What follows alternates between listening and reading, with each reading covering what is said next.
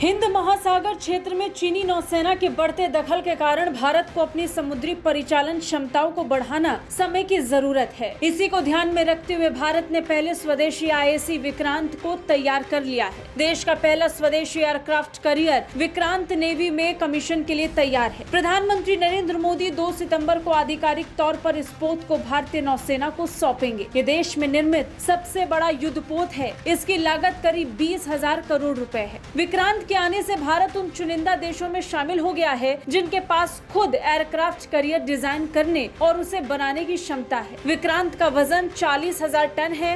इस पर 30 fighter jets तैनात किए गए हैं। इनमें MiG-29K, कामोव 31 और MH-60R हेलीकॉप्टर शामिल हैं। Vikrant brings in capability which is unmatched and it would augment the present aircraft carrier Vikramaditya. It is a visible deterrence for any misadventure by anybody.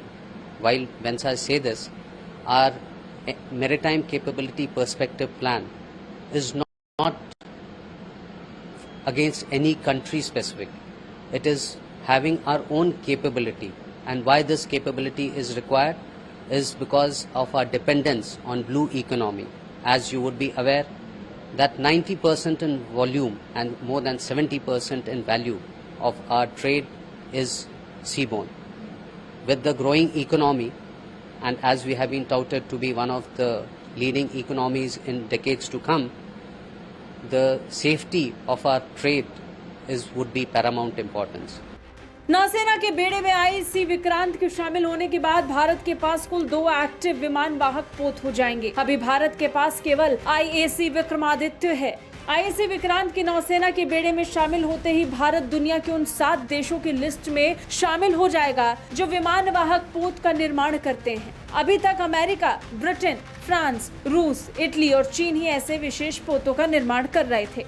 So first time we have got a carrier with gas turbines, which gives a lot of flexibility of operations. Also, what new it is that we are going to have self-defense capability also. You must have heard in many forums that a carrier is defenseless without the escort. No, sir.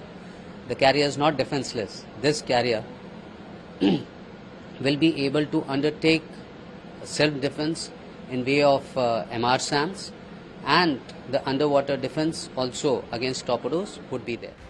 IAC Vikrant की खासियत का जिक्र करें तो इस स्वदेशी aircraft carrier से 30 विमान और हेलीकॉप्टर्स उड़ान भर सकते हैं। इसकी लंबाई 262 मीटर, चौड़ाई 62 मीटर और गहराई 30 मीटर है।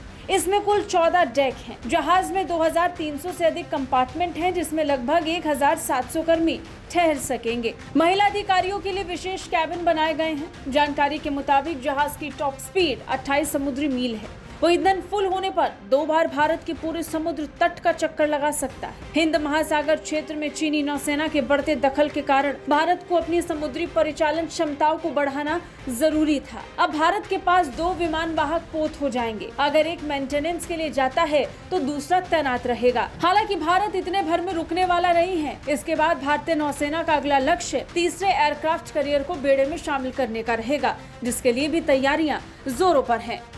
ब्यूरो रिपोर्ट, भारत तक।